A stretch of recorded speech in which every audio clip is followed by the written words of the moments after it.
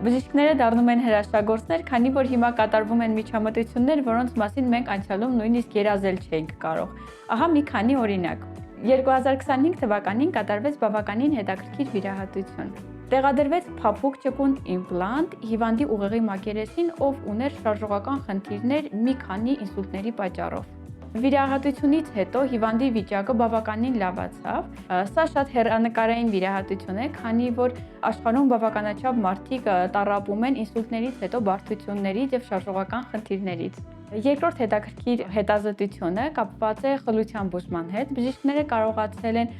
օգնել որոշ պացիենտների, ովքեր ունեին ժառանգական խլություն։ Նրանց համար էֆեկտիվ չէին բուժումները բացառությամբ խխունջի իմպլանտացիայից, որը